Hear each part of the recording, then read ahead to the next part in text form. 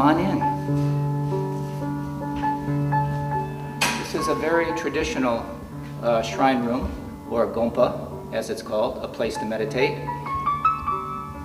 As you can see, there's a large statue of Shakyamuni Buddha, the Buddha of our time, who lived 2,500 years ago, and his teachings have continued in a succession from teacher to student over that period of time.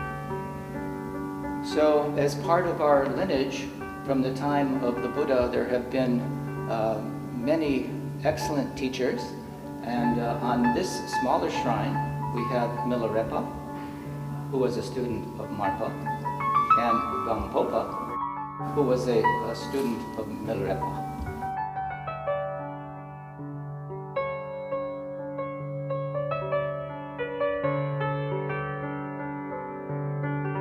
In front we have the seat of His Holiness, the 17th Jawang Karmapa, who was here last summer. A picture of His Holiness is still here on the throne of the 17th Jawang Karmapa. He is now 25 years old, celebrated his birthday June 26th, and we look forward to his return next year.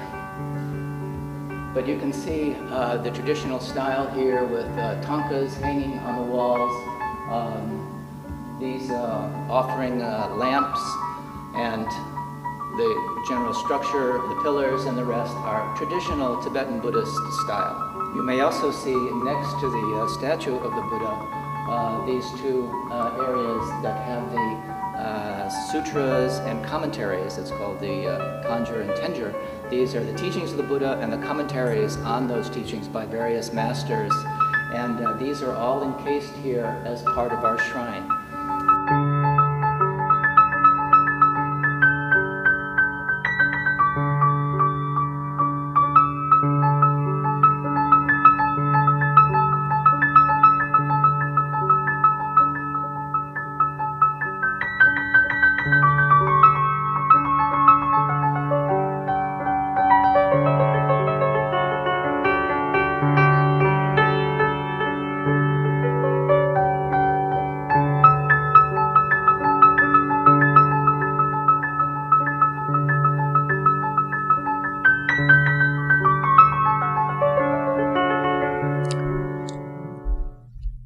So again, to review the sitting posture, the 7 points of Virochana are sitting straight with the spine erect, not leaning forward or back, side to side, but as upright as you can, with the feet in full lotus, half lotus, or tailor posture with one foot in front of the other, whatever is most comfortable for you, so you can sit for an extended period of time without discomfort.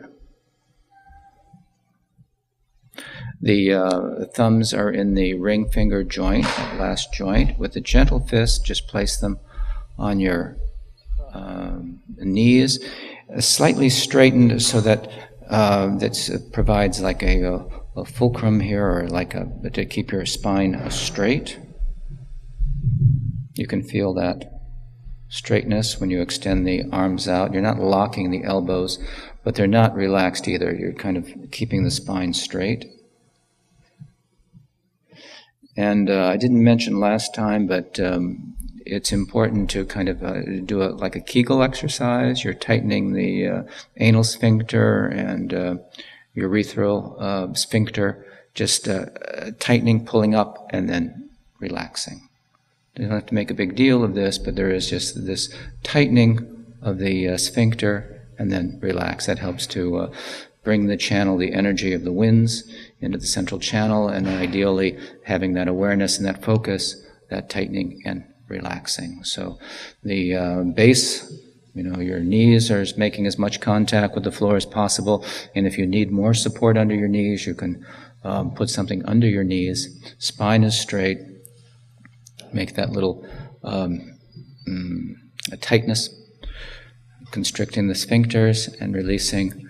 Tongues resting on the roof of the mouth, that prevents you from swallowing, which can be a little bit of a distraction. So tongue is gently turned up, and the tip of the tongue is resting on the soft palate, just in the back of the teeth.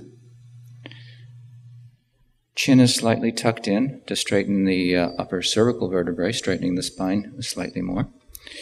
And the eyes are half open and half closed, looking at a point about 2 feet in front, an imaginary spot. The eyes are unfocused and relaxed. And bring your awareness to your breath. Relax your belly. Feel as if you're being suspended from the heavens by a string, so that you're just hanging, relaxed, straight.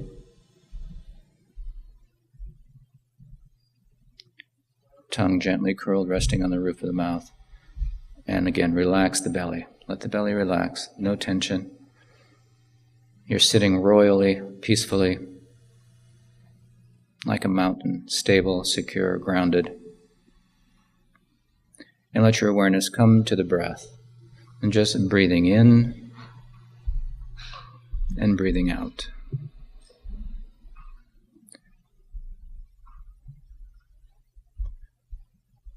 We're quieting and stabilizing the mind through this practice of focusing the attention first just on the breath. Last night we said we were counting the breath, inhaling 1, exhaling 2. If you find that to be helpful, you can do that, or inhaling, exhaling 1, inhaling, exhaling 2, like that. But we want the breath uncontrived. We don't want to force it in any way. Let it just be natural, whatever is natural for you. As you relax more and more, you'll find that the breath may slow down a little bit. That's normal and that's okay. But we're not trying to force it in any way. And as we mentioned last night, we're not trying to push thoughts away, or we're not trying to have a blank slate or an empty mind. Thoughts will come, but we're just not going to attach ourselves to those thoughts. We imagine the mind spacious, like the sky, and these thoughts that may drift by like clouds in the sky, having their moment of occurrence and their dissolution, but we're not going to attend to them or attach ourselves to them.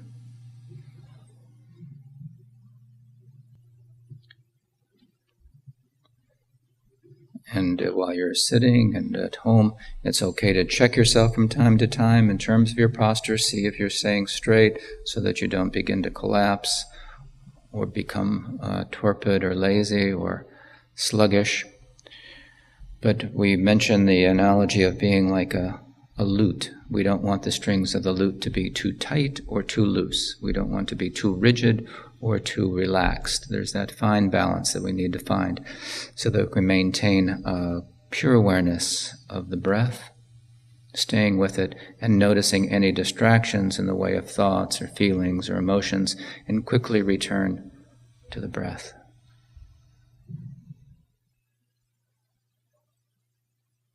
Sometimes giving the air that we breathe in a kind of a smoky quality. We can breathe in, feeling the breath coming in through the nostrils, and then exhaling it out as a kind of a smoky quality, giving it some substance of breathing in and breathing out.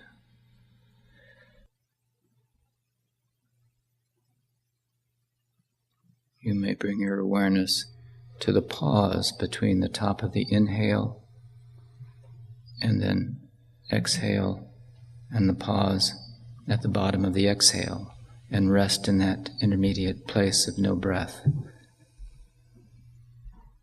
But again, it's without force, relaxed.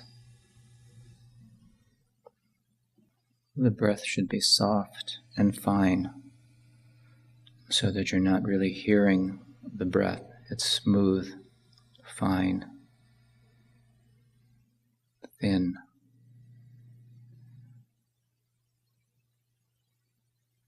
And relaxed.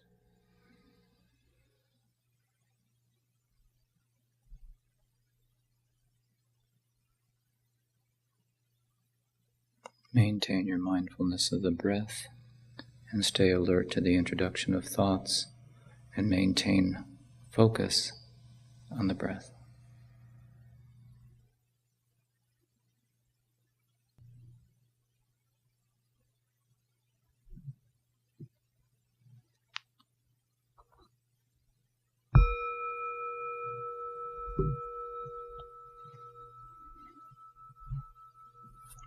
So that was about 15 minutes. You can stretch a little bit.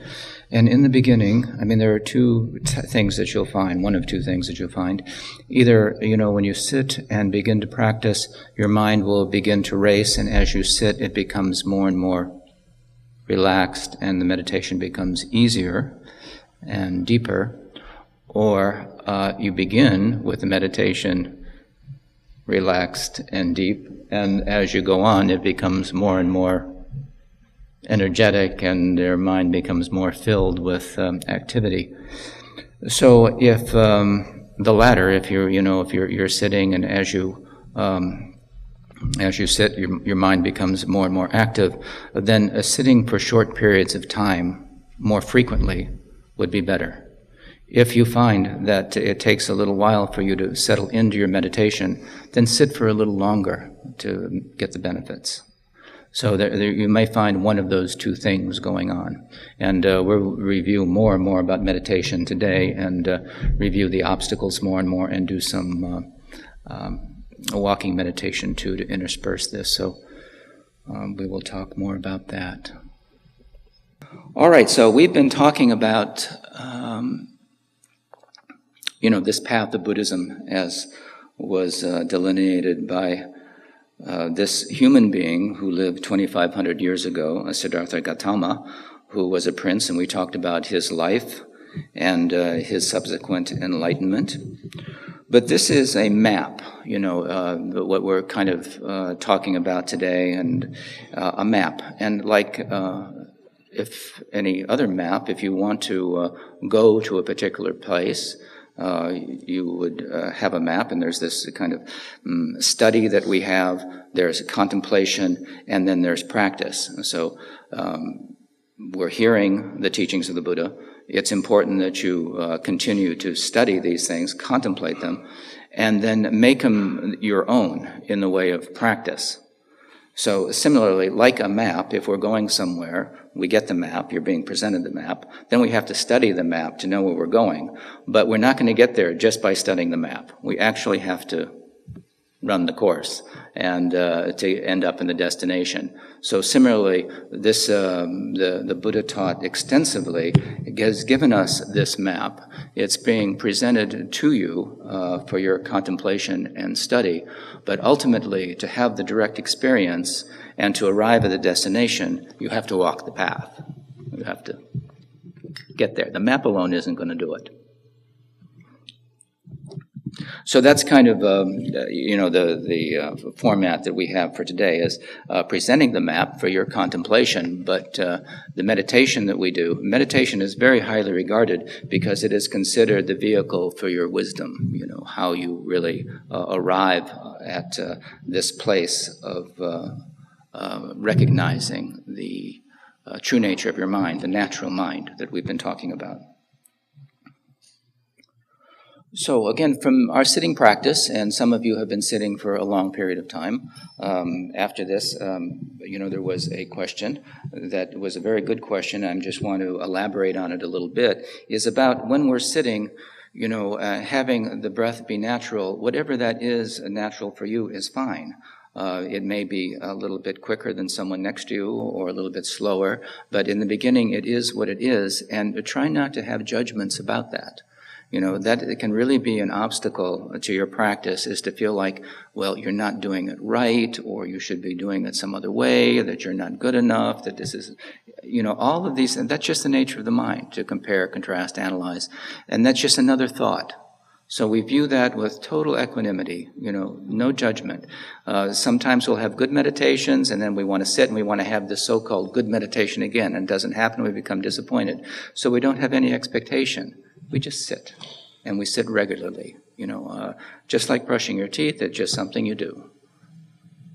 You sit for a period of 15, 20 minutes, half hour, whatever is most conducive, to your lifestyle and your situation. Remembering that you get what you put into it. Nothing more, nothing less. If you practice a lot, you get a lot in return. You don't practice very much, you don't get much in return. And you can kind of do the math. 365 days, if you practice for an hour a day, every single day, I don't know how many people may actually practice for an hour a day, but that comes to about 2 weeks of practice. You do the math and figure it out. That's why we do 3 years retreats.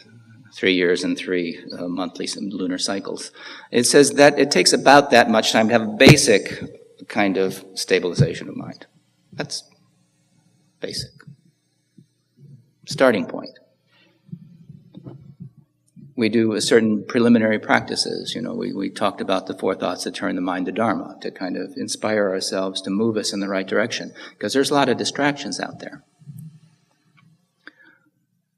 We talked about those 4 things, the preciousness of this human rebirth, impermanence, karma.